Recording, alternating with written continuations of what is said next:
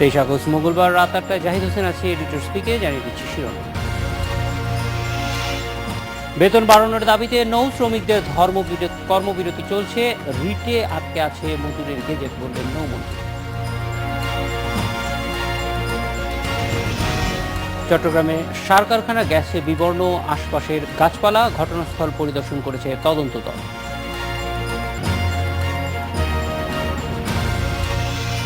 ঈদে উত্তর ও দক্ষিণাঞ্চলগামী বাসের আগাম টিকিট বিক্রি শুরু, কাউন্টারে যাত্রীর চাপ কম।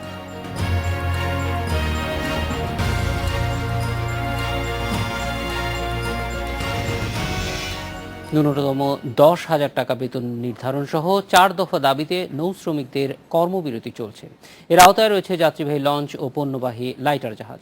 কর্মবিরতির কারণে নৌযান চলাচল বন্ধ থাকায় দুর্ভোগে পড়েছেন যাত্রীরা। নৌযান মালিকদের আদালতের রিট এবং মজুরির গেজেট না হওয়ায় শ্রমিকদের কর্মবিরতির কারণ বলছেন নৌমন্ত্রী।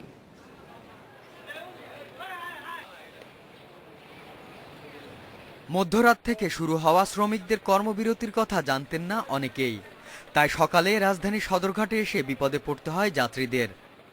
সদরঘাট থেকে ছেড়েছে মাত্র 2-3টি লঞ্চ।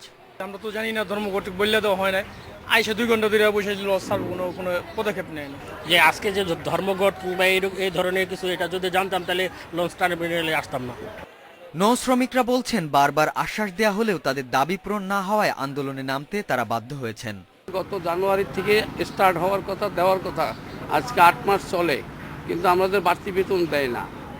মালিকরা আমাদের বিরুদ্ধে উল্টা কেস করছে আর বলতেছে সরকারের কোনো এখতিয়ার নাই শ্রমিকের বেতন বাড়ানোর। মালিক পক্ষ বলছেন শ্রমিকদের কর্মসূচি অযৌক্তিক। তাদের ডিমান্ড ফুলফিল করতে হলেও মালিকদের কিছু পেতে হবে। আর মালিকরা তো ঘরের থেকে এনে তাদের ডিমান্ড ফুলফিল করা সম্ভব না। উচ্চ আদালতে মালিক পক্ষের করা রিট ও মজুরির গেজেট না হওয়ায় নৌ শ্রমিকরা আন্দোলন করছে বলে জানিয়েছেন নৌ পরিবহন মন্ত্রী। মজুরি বৃদ্ধির বিষয় নিয়েই এখন শ্রমিকদের মধ্যে অসন্তোষ সৃষ্টি হয়েছে, যেহেতু এটা এখন সম্পূর্ণরূপে মজুরি বিষয়ক বিষয়। সুতরাং এইখানে কিন্তু আমার করণীয় কিছু নেই, এটা গেজেটও করতে হবে কিন্তু শ্রম মন্ত্রণালয় এবং শ্রম পরিদপ্তর। বেতন বাড়ানোর দাবিতে 2012 সাল থেকে আন্দোলন করে আসছে নৌ শ্রমিকরা। তবে মালিক পক্ষ বলছে, দাবি অনুযায়ী ন্যূনতম বেতন বাস্তবায়ন এখনই সম্ভব নয়। Ariful Islam Mithu, independent news, Dhaka. বেতন বাড়ানোর দাবিতে নৌ শ্রমিকদের ধর্মঘট চলছে। এ বিষয়ে কথা বলতে আমাদের সঙ্গে আছেন বরিশাল থেকে সহকর্মী মুরাদ আহমেদ এবং সদরঘাট থেকে সহকর্মী সাদাত হোসেন। মুরাদ আহমেদ, আপনার কাছে প্রথমে জানতে চাই যে এই ধর্মঘটের কারণে কি প্রভাব পড়ছে, যাত্রীরা কতটুকু ভোগান্তির শিকার হচ্ছেন? ধন্যবাদ জয়গ্রহ। আসলে ধর্মঘটের কারণে যে প্রভাবটুকু পড়ার কথা তা সকালে বরিশালে পড়তে গেছে। সে বরিশালে অভ্যন্তরীণ রুটে আজকে কোনো লঞ্চ চলাচল করেনি। তো সেক্ষেত্রে যেটি হয় যে আগে যদি জানা থাকে তাহলে কেউ আর লঞ্চঘাট মুখ হয় না, তারা মূলত সড়ক পথেই যে যার গন্তব্যে চলে যায়। আপনি জানেন যে বরিশালে একটি মাত্র উপজেলা রয়েছে মেহেন্দিগঞ্জ, যেখানে সরাসরি সড়ক যোগাযোগ শুরু হয়নি। সেক্ষেত্রে বরিশালে যারা যাত্রী রয়েছেন তারা বরিশাল থেকে বাবুগঞ্জ, সেখান থেকে মুলাতি হয়ে হিজলা হয়ে নদী পার হয়ে তারা চলে যান। হিজলা পর্যন্ত তারা রোড ট্রান্সপোর্টে যেতে পারেন। তো সেক্ষেত্রে মেহেন্দিগঞ্জের আজকের এই গ্যাপটা পূরণ হয়েছে। খিজির নামে যে জাহাজটা আছে BIWT এর, যেটি মজু চৌধুরীর ঘাট হয়ে থাকে, সেটি আজকে অধিকাংশ মেহেন্দিগঞ্জের যাত্রী বহন করেছে। আর যে বিপদটুকু দেখা যেত সন্ধ্যায়, যে ঢাকাগামী যাত্রীরা যারা আছেন তারা একটা বড় সংখ্যক জিম্মি হয়ে যান। তো সকাল থেকে ধর্মঘটের খবর প্রচারের ফলে তারা অধিকাংশই বাসে চলে গেছেন আর কিছু এয়ার ব্যবহার করেছেন। আর এদিকে বিকেলে যেটি হয়েছে, সকালবেলা লঞ্চঘাট বরিশালের থেকে আজকে যে 5টি লঞ্চ ঢাকা যাওয়ার কথা ছিল, তার 4টি লঞ্চ বরিশাল ঘাট থেকে কীর্তনখোলা ওপারে কাউয়ারচরে গিয়ে আটকে দেওয়া হয়। এই সমস্ত শ্রমিকরাও অংশ নিয়েছিল ধর্মঘটে, কিন্তু রাতের বেলা তারা আবার ঘাটে ফিরে এসছে এবং এখন বরিশাল থেকে 5টি লঞ্চ আজকে ঢাকা যাওয়ার যে কথা বলা হয়েছিল, 5টি লঞ্চ পুরোপুরি ঢাকার উদ্দেশ্যে যাত্রী সংখ্যা অন্যান্য দিনের চেয়ে একেবারে কম। আমি আগেই বলেছি যে আগাম খবর প্রচারিত হওয়ায় অন্যান্য যাত্রীরা সড়ক পথে চলে গেছেন। এদিকে যারা এই ধর্মঘট করছেন তাদেরকে জিজ্ঞেস করা হয়েছিল যে একদিকে অভ্যন্তরীণ রুটে ধর্মঘট চলছে এবং দূরপাল্লা রুটগুলোকে ধর্মঘট মানছে না, তারা ধর্মঘট বাদ দিয়ে ঢাকার উদ্দেশ্যে যাত্রী নিয়ে ঘাট ছেড়ে যাচ্ছে। এক্ষেত্রে আপনাদের বক্তব্য কি? এরা বলেছেন যেটি তা হচ্ছে যে আসলে এটা একটা বিচ্ছিন্ন ঘটনা। মূল যে অভ্যন্তরীণ রুট এবং পণ্য পরিবহনের যে খাতগুলো রয়েছে, জাহাজগুলো রয়েছে, তা তারা আটকে দিয়েছেন এবং সেক্ষেত্রে তারা কোনো আপোষ করবেন না তাদের দাবি মানা না হওয়া পর্যন্ত। এদিকে মালিক মুরাদ আহমেদ, আপনি আমাদের সঙ্গে থাকুন। শাহাদাত হোসেন, আপনিও সঙ্গে থাকুন। আমাদের সঙ্গে যোগ দিয়েছেন শাহজাহান খান, মাননীয় মন্ত্রী। শাহজাহান খান, স্বাগত। আমরা একটু জানতে চাই যে এই যে নৌ শ্রমিকদের ধর্মঘট এবং নৌ পরিবহন বন্ধ থাকছে, এটা প্রায় একটা বলা যায় যে কিছুদিন বিরতি পরপরই ঘটনাটি ঘটছে। তো এইটি আসলে আপনারা কিভাবে দেখছেন এবং এইটি শ্রমিকদের সঙ্গে মালিকদের সঙ্গে নেগোসিয়েশনের ব্যাপারটি কি পর্যায়ে আছে? এটা আসলে একটি অনাকাঙ্ক্ষিত ঘটনা। আপনারা জানেন যে 24/4/2016 তারিখে আমরা শ্রমিকদের এই ধর্মঘটের মুখে আমরা একটি আলোচনা করেছিলাম মালিক, শ্রমিক এবং সরকার পক্ষ বসে। সেখানে একটা সিদ্ধান্ত দেওয়া হয়েছিল মজুরির বিষয়টি, অন্যান্য বিষয়গুলো আমরা সমাধানের জন্য সিদ্ধান্ত নিয়েছিলাম।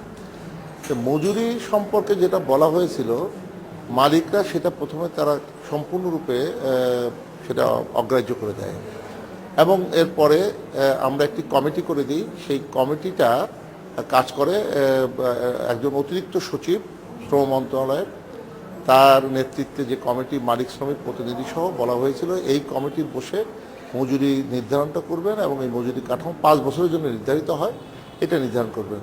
সেখানেও দুটি সভা হয়েছে। সভা দুটি হওয়ার পরে দুটি অ্যাসোসিয়েশন থেকে, একটা হলো মালবাহী অর্থাৎ কার্গো ভেসেল অ্যাসোসিয়েশন, আরেকটি হলো প্যাসেঞ্জার অ্যাসোসিয়েশন, এই দুটি অ্যাসোসিয়েশনের পক্ষ থেকে দুটি মামলা দায়ের করায় সেটা আমাদের এই যে সিদ্ধান্ত হয়েছিল সেই সিদ্ধান্ত স্থগিত হয়ে যায় এবং এই কোর্টের রায়ের কারণে আর এই কমিটিও কোনো কার্যক্রম করতে পারেনি।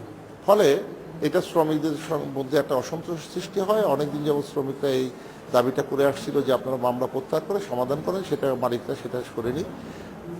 এটা যেটা হয়েছে সেটা হলো যে এই অসন্তোষের কারণেই আজকে এই অচল অবস্থাটা সৃষ্টি হয়েছে। আর আমি মনে করব যে আসলে শ্রমিকদেরও এই বিষয়ে একটি দাবি নামা আমরা কিন্তু পাইনি এবং সেটা পেলে হয়তো আমরা বসে একটা আলোচনা করে একটা সিদ্ধান্তে আসতে পারতাম। অপরদিকে মালিকদেরও আমি বলবো যে এটা তাদের এক ধরনের খামখেয়ালিপনা, যে তারা কেন শ্রমিকদের সঙ্গে আলোচনা করে যেটা সিদ্ধান্ত হয়েছে সেটা তারা মানলেন না, এটি হলো সমস্যা। এবং এক্ষেত্রে এখন যেটা দেখা গেছে মাওয়া কাওড়াকান্দি রুটে, পাতুরিয়া এবং দৌলতদিয়া রুটে, তারপরে রাঙামাটি, নরসিংদী, ভৈরব, বিভিন্ন জায়গায় কিছু লঞ্চ চলাচল করছে, কিন্তু মূল বিষয়টা হলো কার্গো প্রায় অধিকাংশই কার্গো বন্ধ রয়েছে। আর প্যাসেঞ্জার লঞ্চগুলো ঢাকার থেকে তেমন ছেড়ে যাচ্ছে না, ফলে স্বাভাবিকভাবেই একটা অচল অবস্থা দেখা দিয়েছে। জনাব শাহজাহান খান, আমরা এই অচল অবস্থাটা যেটা প্রথমে আমি বলছিলাম যে একটা নির্ধারিত বিরতি পরপরই চলছে, ফলে আমরা একটা সুনির্দিষ্ট সমাধানে আসতে পারছি না। আপনার সঙ্গে আমরাও একমত যে দুই পক্ষ যেহেতু আছে এখানে, মালিক এবং শ্রমিক, এবং আপনারা সেখানে এক ধরনের বলা যায় মধ্যস্থতাকারী হিসেবে মাঝখানে বলেছিলেন যে একটা সর্বনিম্ন মজুরি কতটুকু হতে পারে, সেইটি নিয়ে আলোচনাও হয়েছিল। কিন্তু সেই আলোচনাটি এখন যে অবস্থায় আছে সেখানে আসলে আপনারা নতুন করে এই ক্ষেত্রে ইন্টারভিন করবেন কিনা, কারণ সত্যিকার অর্থে সামনে যেহেতু ঈদ আছে এবং আমরা জানি যে পণ্য পরিবহন থেকে শুরু করে সবকিছুতেই এখন নৌ ব্যবস্থার উপরে যথেষ্ট প্রভাব পড়বে। আপনি জানেন আমাদের দেশের যে বিধান সেটি হলো সব সেক্টরেই ন্যূনতম মজুরি ঘোষণা করার একটা নিয়ম নীতি আছে। সেই নিয়ম নীতিতেই কিন্তু এই কমিটি গঠন করে দেওয়া হয়েছিল। এখন মালিক পক্ষ যদি সেখানে খামখেয়ালিপনা করেন এবং না মানেন, সেই ক্ষেত্রে আবার যদি আমরা একটা ঘোষণা দেই, আবার মালিক পক্ষ এটা বন্ধ করে দিলেন, এইটা কোনো মতে কিন্তু সাধারণ মানুষের কাছে গ্রহণযোগ্য হতে পারে না।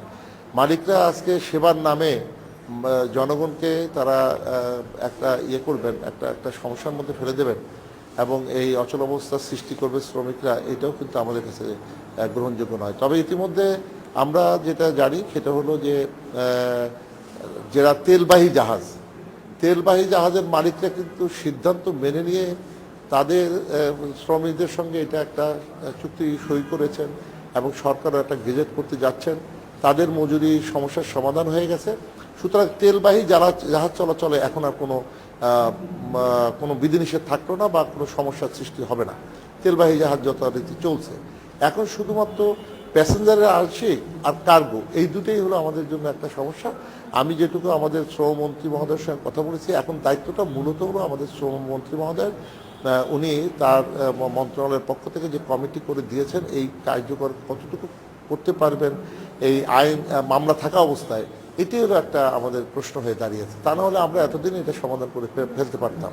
তবে আমি আহ্বান করব অন্তত আমাদের মহামান্য হাইকোর্ট, তারা যেন এই বিষয়টার সব কিছু বিবেচনায় এর একটা দ্রুত সমাধান ওনারা করে দেন। তাহলে আমি মনে করি যে আমাদের পক্ষে একটা গেজেট নোটিফিকেশন জারি করা সহজ হবে।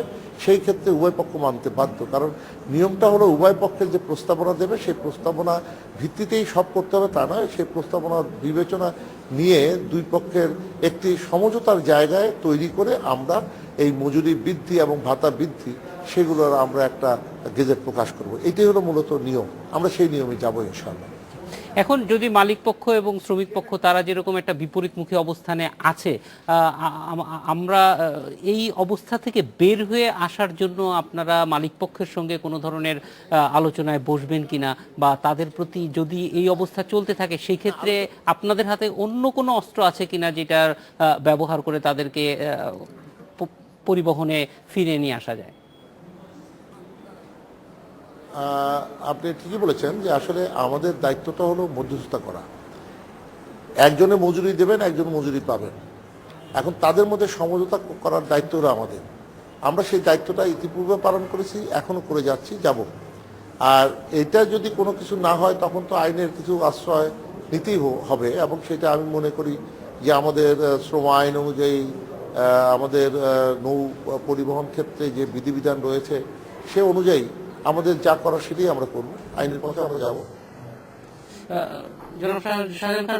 আইনি পথে যাওয়ার ক্ষেত্রে আসলে আমরা জানি যে নৌ পরিবহনগুলির অন্য পরিবহনের মতো হয়তো রেজিস্ট্রেশন এবং অন্যান্য বিষয়গুলি খুব বেশি বলা যায় নিয়মতান্ত্রিক না। সবারই যে রেজিস্ট্রেশন আছে এরকম না, ছোট নৌযানগুলির অবশ্যই নাই।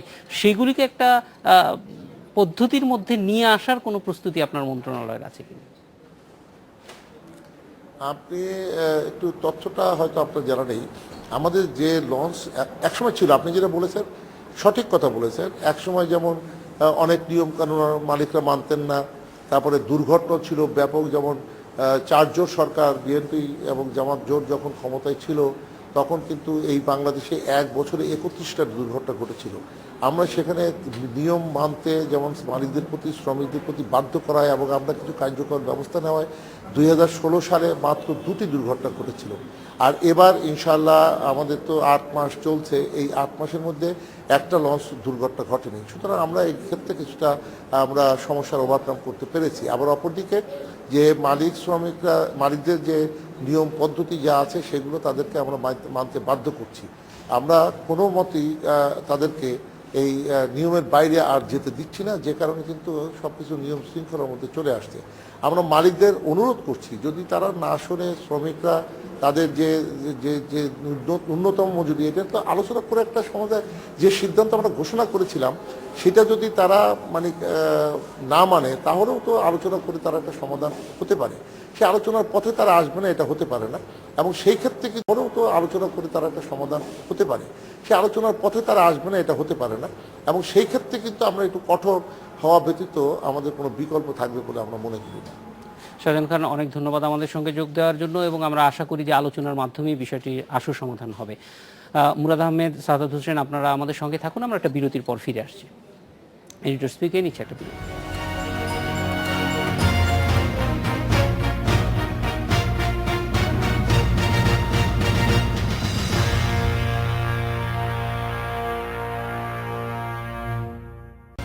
বেতন বাড়ানোর দাবিতে নৌ শ্রমিকদের ধর্মঘট চলছে। এ বিষয়ে কথা বলতে আমাদের সঙ্গে আছেন সহকর্মী মুরাদ আহমেদ এবং সাদাত হোসেন। সাদাত হোসেন, আপনার কাছেই প্রথমে আসতে চাই যে সদরঘাটের পরিস্থিতি কি, ধর্মঘটের প্রভাব সদরঘাটে কীরকম দেখছেন? জাহিদ, আপনাকে একটি পরিসংখ্যান দিলে আপনি বিষয়টি পরিষ্কার হবে আপনার কাছে। আমি নৌ নিরাপত্তা ও ট্রাফিক ব্যবস্থাপনা বিভাগের যুগ্ম পরিচালক মোহাম্মদ জয়নাল আবেদিনের সাথে আমার কথা হয়েছে। তিনি আজকে সারাদিনের একটি পরিসংখ্যান আমাকে দিয়েছেন যে প্রতিদিন অন্তত 60 থেকে 65টি লঞ্চ, যাত্রীবাহী লঞ্চ সদরঘাটে আসে এবং সদরঘাট ছেড়ে যায়। তো আজকে এখন পর্যন্ত মোট 37টি লঞ্চ এসেছে বলে তিনি দাবি করেছেন এবং এই সময় পর্যন্ত, যে সময় আমি আপনার সাথে কথা বলছি, এই সময় পর্যন্ত অন্তত 40 থেকে 45টি লঞ্চ সদরঘাট ছেড়ে যাওয়ার কথা, কিন্তু এখন পর্যন্ত ছেড়ে গেছে আমাদের জানা মতে 12টি লঞ্চ। অর্থাৎ আপনি আর উনি আরেকটি দাবি করেছেন যে আজকে সারাদিনে রাত শেষে উনি বলেছেন যে 23টি লঞ্চ ছেড়ে যাওয়ার তথ্য তাদের কাছে আছে, অর্থাৎ সদরঘাট থেকে আজকে 23টি লঞ্চ ছেড়ে যাবে। তো যেখানে 60 থেকে 65টি লঞ্চ ছেড়ে যাওয়ার কথা, সেখানে যদি 23টি লঞ্চ ছেড়ে যায় সেক্ষেত্রে বলা যায় যে 3 ভাগের 1 ভাগ লঞ্চ ছেড়ে যাবে। কাজেই 2 ভাগের যাত্রী তো আসলে সদরঘাটে আটকে আছে, যারা আশা নেই তারপরেও যারা এসেছেন। সাদা যে এই যদি অঙ্কের হিসাবের বাইরেও আপনি সাদা চোখে ওই 2 ভাগের 3 যেই অংশটুকু মনে করছেন আটকে আছে, তারা কি আসলে লঞ্চ ঘাটে এসেছে নাকি বিকল্প ব্যবস্থায় তাদের যাত্রাস্থলে গন্তব্যস্থলে পৌঁছে গেছে? না, সন্ধ্যার পরেই আমরা এখানে এসেছি, এসে আমরা দেখেছি যে প্রচুর সংখ্যক যাত্রী এদিক সেদিক ছোটাছুটি করছে, অর্থাৎ তারা তাদের নির্দিষ্ট গন্তব্যে যাওয়ার যে লঞ্চটি, সেই লঞ্চটি তারা পাচ্ছে না। তবে কেউ কেউ পেয়েছে, বলা যায় যে ধরেন 100 জনের মাঝে হয়তো 20 থেকে 25 জন লঞ্চের টিকিট পেয়েছে, বাকিরা পায়নি, কারণ তাদের নির্দিষ্ট গন্তব্যের লঞ্চ এখান থেকে ছেড়ে যাবে কি যাবে না এই বিষয়ে তাদের কাছে কোনো সুনির্দিষ্ট তথ্য নেই। কাজেই একটা আশা শ্রমিক নিরাশা- বা মালিকদের সঙ্গে কোনো কথা হয়েছে এই বিষয়ে? না, মালিক পক্ষের কারোর সাথে আমরা কথা বলতে পারিনি, তবে শ্রমিকদের সাথে কথা হয়েছে, অর্থাৎ লঞ্চে যারা মাস্টার থাকেন, সুকানি থাকেন বা সুপারভাইজার থাকেন, তারা ক্যামেরায় আমাদের সাথে তাদের প্রতিক্রিয়া জানাতে চায়নি। তবে অফ দ্য রেকর্ড তারা যেটি বলেছে যে তারা কিন্তু মালিক পক্ষের এক প্রকার চাপের মুখে তারা আজকে তাদের দায়িত্ব পালন করতে এসেছে, তারা কিন্তু স্বতঃস্ফূর্তভাবে দায়িত্ব পালন করছে না এবং তাদের যে আন্দোলনটি চলমান আছে সেই আন্দোলনের প্রতি কিন্তু তাদের নৈতিক সমর্থন আছে এবং সহমর্মিতা আছে। এবং তারা আমাদেরকে যেটি বলেছেন যে এভাবেই যদি চলতে থাকে, তারা যদি এভাবে বঞ্চিত হতে থাকে, সেক্ষেত্রে সামনের দিনগুলোতে তারাও হয়তো এই আন্দোলনে সরাসরি, অর্থাৎ সাদাত হোসেন, তারা- আপনি আমাদের সঙ্গে থাকুন, আমরা একটু বরিশালে যাব। মুরাদ আহমেদ, মালিকদের সঙ্গে কোনো কথা হয়েছে কিনা, এই বিষয়টি মালিকরা কিভাবে দেখছেন? এবং আমরা জানি যে কয়েক মাস আগেই একবার তাদেরকে ন্যূনতম মজুরির কথা বলা হয়েছিল এবং সেটি আসলে মানা হয়নি।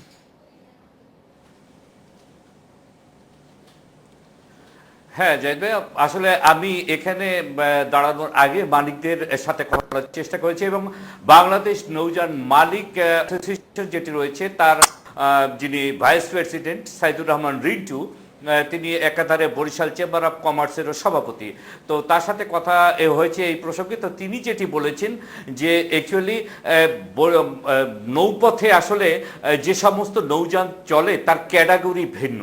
যেমন ঢাকা বরিশাল রুটে যেগুলো চলছে সেগুলোর বিষয়ে তারা মালিক পক্ষের সাথে এদের একটা নেগোসিয়েশন হয়েছে এবং এপ্রিল মাসে যে ঘটনাটি ঘটেছিল, একইভাবে প্রায় এরা 5 দিন ধর্মঘট করেছিলেন, তখন এদের বেতন ভাতা বাড়িয়ে দেওয়া হয় এবং বাড়িয়ে দেওয়ার পর পরবর্তীতে বলেছেন 20% ভাগ বাড়িয়ে দেওয়া হয়েছে। আর শ্রমিকরা এতটা বলেনি যে এতটা বাড়ে, তবে কিছুটা বাড়িয়ে দেওয়া হয়। এখন তারা যেটা দাবি করছে, যে মালিক পক্ষ বলছে যে এরা হাউস রেট দাবি করছে, কিন্তু মালিকদের কথা হচ্ছে তারা হাউস রেট দেবে না। এ কারণেই যে লঞ্চে তাদের থাকার জন্য যে ব্যবস্থা দেয়া হয় এবং সেটিকে তারা রাতের বেলা সমস্ত লঞ্চের, এই যে ঢাকাগামী বা দূরপাল্লাগামী লঞ্চের যারা স্টাফ রয়েছেন, তারা প্রত্যেকেই এই ক্যাবিনটুকু বিক্রি করে একটি বড় অঙ্কের টাকা পেয়ে থাকে। জাহিদ, আপনাকে একটা কথা বলি যে আগামীকালকে ঢাকা ঘাটে কিন্তু একটা বড় যাত্রীর চাপ পড়বে এবং সেটি পড়বে এই দূরপাল্লার যাত্রীদের চাপ। এই জন্য যে পরশু বৃহস্পতিবার থেকে একটা ছুটি আছে এবং তারপর যে ছুটিটা হয়েছে সেটি হচ্ছে সাপ্তাহিক ছুটি। এই 3 দিনের ছুটির চাপ কিন্তু ঢাকাঘাটে আগামীকাল পড়বে। তো মালিকরা এই বিষয়টিকে মাথা রেখে তাদের যারা ঢাকাগামী লঞ্চ যেগুলো রয়েছে তারা সেটিকে ম্যানেজ করে নিয়েছেন। সকাল পর্যন্ত তারা ধর্মঘট করেছিল, রাতে তারা ম্যানেজ হয়েছে এবং তারা পানিতে নেমে গেছে। আর শ্রমিক পক্ষ যেটি বলছে, শ্রমিক পক্ষ বলছে যে ঢাকা বরিশাল রুটে যতই লঞ্চ চলুক না কেন, এটি তাদের কাছে একটি বিচ্ছিন্ন ঘটনা। তারা এটিকে বিচ্ছিন্ন দেখে তারা যেটি বলছেন যে আসলে আমরা যেটি ঠেকানোর তা ঠেকিয়েছি, সেটি হলে মাচ পিপল যেটিতে যাওয়া আসা করে, অর্থাৎ গ্রাম থেকে গ্রাম, সেই ডোমেস্টিক রুটের লঞ্চগুলো তারা বন্ধ করেছে এবং যেখানে পণ্যবাহী জাহাজগুলো রয়েছে এটি তারা বন্ধ করে দিয়েছে। আরেকটি কথা এই প্রসঙ্গে বলা দরকার যে আসলে ধর্মঘটে বিভক্তিটা হয়ে যাচ্ছে শুধুমাত্র যে অভ্যন্তরীণ রুটে যে সমস্ত লঞ্চ চলাচল করে, বিশ্বাস করুন, তাই সেই সমস্ত লঞ্চের যারা ড্রাইভার রয়েছেন, মাস্টার রয়েছেন, সুকারি রয়েছেন, তাদের দৈনিক বেতন 230 থেকে সর্বোচ্চ 300 টাকা। এই আর যারা দূরপাল্লা রয়েছে তাতে রয়েছে এর দ্বিগুণ এবং মাঝে মধ্যে তারও বেশি, ফ্যাসিলিটি অনেক বেশি।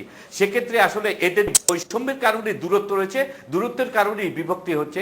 এখন এইটুকু কতটুকু টিকে থাকে সেটুকু আসলে এখন নির্ভরতা এসে দাঁড়িয়েছে পণ্য জাহাজগুলোর শ্রমিকদের উপর। তারা যদি এটি আটকে দিতে পারেন তাহলে এই আন্দোলন এদের সফলতার দিক এগুতে পারে। মুরাদ আহমেদ, শাহাদাত হোসেন, আপনাদের দুজনকে অনেক ধন্যবাদ আমাদের সঙ্গে যোগ দেওয়ার জন্য। রেডিও স্পিকে নিচ্ছে আরো একটা দিন।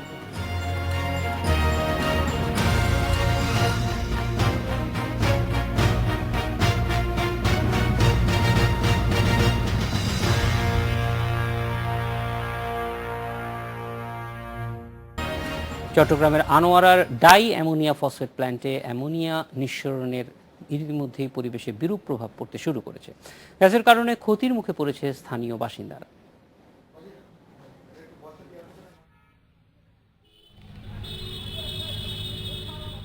অ্যামোনিয়া নিঃসরণের মাত্র 12 ঘন্টার মধ্যেই বিবর্ণ হয়ে পড়েছে আশপাশের সবুজ ঘাস, গাছের পাতাও অনেকটা লালচে হয়ে গেছে। কারখানার পাশের পুকুরের মাছ মরে ভেসে উঠেছে। গ্যাস যতদূর ছড়িয়েছে ততদূরই দেখা যাচ্ছে ক্ষতির চিহ্ন। গ্যাসের টাঙ্গে বাস্ট হওয়াতে গ্যাস উপরে এই পুকুরে পড়ছে এবং ড্রেনের পানি এই পুকুরে ছেড়ে দিছে। প্রায় 15-16 লাখ টাকার মাছ কালকে রাত্রে থেকে তুলতেছি আমরা। এখানে মাছ তো মনে করেন এগুলো বিক্রি করতেও কষ্ট হবে, এগুলো বিক্রি করাও যাবে না, পচে গেছে, গন্ধ ছুটছে এগুলোতে। সোমবার রাতে তরল অ্যামোনিয়ার 300 টনের ট্যাঙ্ক বিস্ফোরণের পর রাতভর পানি ছিটিয়ে এর তীব্রতা কমানোর চেষ্টা করে ফায়ার সার্ভিস। তরল গ্যাস পানির সাথে মিশে পুকুর বিলে ছড়িয়ে পড়ছে বলে অভিযোগ এলাকাবাসীর। তবে বিসিআইসির দাবি, যথাযথ ব্যবস্থা নেওয়ায় ক্ষতি অনেকটাই এড়ানো গেছে। কারখানার আশেপাশে ক্ষতিগ্রস্তদের উপযুক্ত ক্ষতিপূরণ দেওয়ার আশ্বাসও দিয়েছে তারা। হারে স্বয়ংসম্পূর্ণতা অর্জনের জন্য 80-র দশক থেকে কাজ করছি এবং যখনই এরকম কোনো আমরা দুর্ঘটনার সম্মুখীন হয়েছি আমরা কখনোই আমাদের প্রতিবেশীদেরকে ছেড়ে যাইনি, এক্ষেত্রেও তার ব্যতিক্রম হবে না।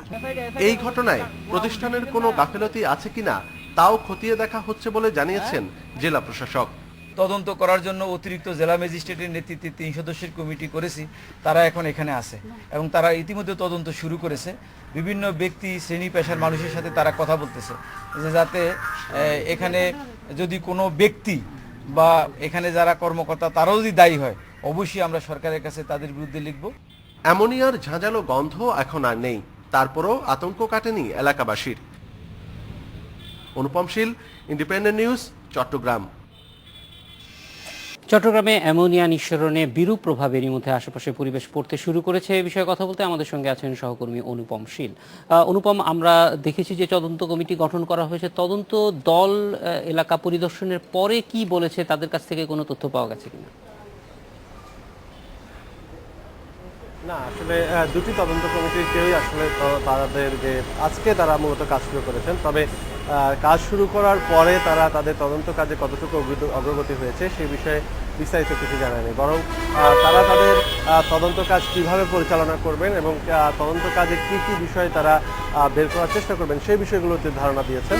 এবং সেই প্রেক্ষাপটে জেলা প্রশাসনের যে তদন্ত কমিটি রয়েছে সেই তদন্ত কমিটি বলছে যে মূলত এই দুর্ঘটনার সাথে কারো কোনো ব্যক্তি বা প্রতিষ্ঠানের কারো কোনো গাফলতি আছে কিনা সেটি তারা খতিয়ে দেখবেন এবং পাশাপাশি এটি দুর্ঘটনা নাকি এটি কোনো ধরনের নাশকতা সেই বিষয়ে তারা আসলে তদন্ত করে দেখবেন। আর বিসিআইসির পক্ষ থেকে যে 10 সদস্যের কমিটি গঠন করা হয়েছে তারা বলছে যে মূলত তারা কারিগরি দিকটা দেখবেন, কারণ যে ট্যাঙ্কারটি বলা যায় যে বিস্ফোরণ বা যে ট্যাঙ্কারটিতে এই দুর্ঘটনা ঘটেছে সেটি মেয়াদ ছিল 20 বছর, কিন্তু এটি 2006 সাল থেকে শুরু করে এখনো পর্যন্ত 10 বছর, অর্থাৎ মেয়াদকালের অর্ধেক সময় পার করার পরও কেন এই ধরনের দুর্ঘটনার মুখে পড়লো সেই বিষয়টি তারা আসলে তাদের কারোই আসলে জানা নেই। তারপরও তারা দেখছেন যে যারা নির্মাণকারী প্রতিষ্ঠানের সাথে তারা যোগাযোগ করেছেন এবং নির্মাণকারী প্রতিষ্ঠানও তাদের কাছ থেকে কিছু তথ্য দিয়েছে। এক্ষেত্রে কি রক্ষণাবেক্ষণে কোনো সমস্যা ছিল নাকি নির্মাণজনিত কোনো ত্রুটি ছিল, এই সব কিছু মিলে তারা আসলে কারিগরি দিকটা দেখবেন। তো অনুপম, আপনি আজকেই তারা দুপুরে বলছিলেন যে মানুষের আতঙ্ক এখনো কাটেনি, মানুষের আতঙ্ক কাটানোর জন্য কোনো ধরনের উদ্যোগ নেওয়া হয়েছে কিনা, তাদেরকে আস্থায় আনার জন্য কোনো উদ্যোগ আছে কিনা?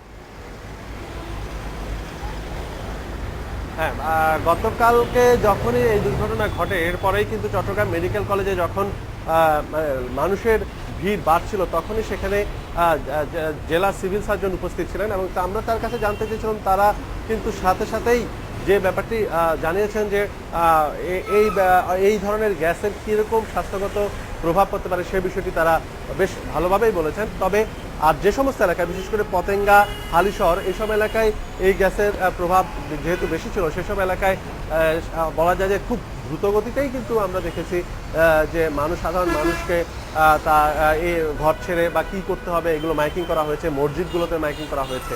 তবে মূলত যে বিষয়টি আমরা আমাদের চোখে পড়েছে সেটি হচ্ছে পরিবেশগত যে বিপর্যয়টি হয়েছে। আসলে এই ক্ষেত্রে যে দুর্ঘটনাটি ঘটার পরে যখন এই তরল অ্যামোনিয়া ছড়িয়ে পড়ে তখন আসলে এটিকে বন্ধ করার মতো বা এটিকে ওই জায়গায় সীমিত রাখার মতো আসলে কোনো সুযোগ ছিল না। কারণ আমরা দমকল কর্মীদের সাথে কথা বলছিলাম, তারা যেমনটা বলছে যে প্রাথমিকভাবে এই দুর্ঘটনা ঘটার সাথে সাথে। অনুপম, অনেক ধন্যবাদ আমাদের সঙ্গে যোগ দেওয়ার জন্য। এই স্পিকে নিচ্ছে আরো একটা বিষয়।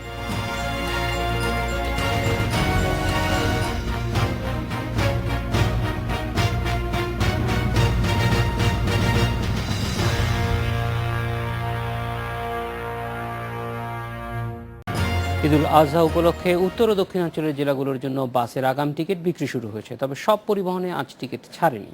প্রথম দিন টিকিটের জন্য যাত্রীর চাপ খুব বেশি দেখা না গেলেও 8 সেপ্টেম্বরের টিকিটের চাহিদা ছিল সবচেয়ে বেশি। এ বিষয়ে কথা বলতে গাবতলী থেকে আমাদের সঙ্গে আছে সহকর্মী নূর আলম।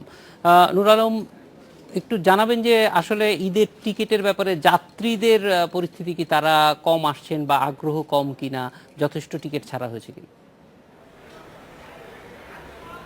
হ্যাঁ, আপনি যেমনটি বলছিলেন আজকে কিন্তু সকাল 6টা থেকে কিন্তু প্রথম দিনের মতো কিন্তু এবারের ঈদের জন্য টিকিট ছাড়া হয়েছে এবং আমরা এখানে যতটুকু খবর নিয়ে জানতে পেরেছি যে সকাল 6টার পরে মানে দুপুর পর্যন্ত কিন্তু মোটামুটি ভিড় ছিল এবং যাত্রীদের কিন্তু একটা আগ্রহ ছিল 7, 8 এবং 9 তারিখের টিকিটের জন্য, কিন্তু এর আগের টিকিটগুলো তেমন একটা বিক্রি হয়নি। এবং আরেকটা বিষয় আমি জানিয়ে রাখি যে অগ্রিম টিকিট ছাড়া হয়েছে এই বছর, কিন্তু তারপরও কিন্তু এখন পর্যন্ত কিন্তু আমাদেরকে যে পরিবহন মালিকরা বলেছেন যে তাদের কিন্তু আশানুরূপ অগ্রিম টিকিট কিন্তু এখন পর্যন্ত বিক্রি হয়নি। তবে তারা আশা প্রকাশ করছেন যে আগামীকাল অথবা তারপর থেকে টিকিট বিক্রি হয়তোবা আরও ভালো হবে।